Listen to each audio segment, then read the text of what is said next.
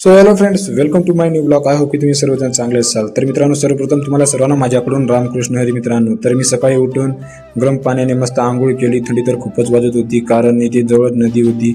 त्या नदीचा उगम इथे जवळ झालेला आहे मामाच्या गावाजवळ. तरी मामाच्या घरासमोरचा अंगण बघा किती भारी वाटत आहे. सकाळ सकाळी सूर्य उदय होत आहे, तर समोर झाडे वगैरे आहेत. खूप भारी वाटत होता. तर असं वाटत होतं की शहराकडे जाऊच वाटत नव्हतं मित्रांनो, कारण गावाकडचं हे असं एक नैसर्गिक रीतीच आहेत की एकदा गावाकडे गेल्यानंतर परत शहराकडे वळून बघण्याची इच्छा सुद्धा होत नव्हती.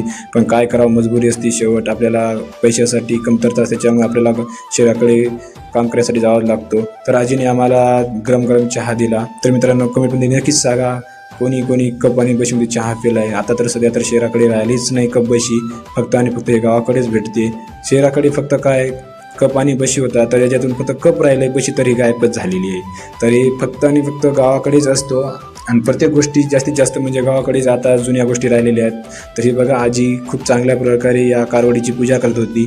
लोक देवाची पूजा करत नाही आणि आजी ते कारवडीची पूजा करत आहे. तर ते बघून मला खूपच भारी वाटत होता, कारण हे शेवटची पिढी आहे. फक्त गौमातेची पूजा करता येणार. ह्यात तर दोन्ही बघत होत्या की गौमातेची पूजा करता आम्हाला काय तर त्याच्यावेळी बघत होत्या त्याच्याकडं.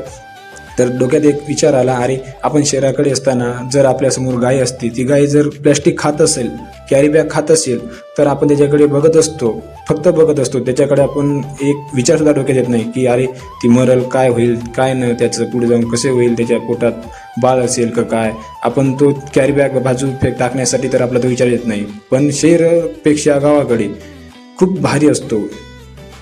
मुख्य प्राण्यावर फक्त जीव गावाकडे लावलेला जास्तीत जास्त आपल्याला बघायला भेटतो. तर हे आजोबा आहेत. तर आपण म्हणतो ना, घरासमोर रुचकीचे झाड नसू नये. तर मित्रांनो, हे बघा, अशा प्रकारे यांच्या घरासमोर रुचकीचे झाड होते. तरी काल्पनिक गोष्टी आहे, तर काहींना वाटते नसू नये, काही वाटते असते. तर आम्हाला गरम गरम मस्त आजीने नाश्ता दिला. तर खूप भारी नाश्ता होता. त्या नाश्त्याची चव अशी भारी वाटत होती. आणि मामा कॅन घेऊन रस्त्याने पुढे जाऊ लागलो, कारण आपल्याला पाणी पिण्यासाठी आणायचं होता.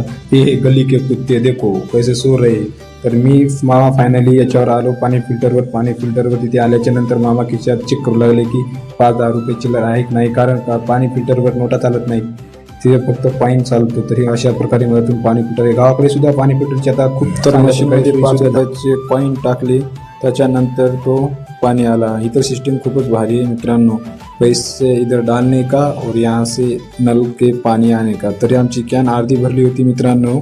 शेवट भरला 5 रुपयाच्या कॉईन मध्ये ही कॅन भरून भेटल आपल्याला. पण कशाच काय, 5 रुपयात फक्त अर्धी कॅन आली मित्रांनो. तर नंतर मी ते 5 रुपये जे टाकले होते ते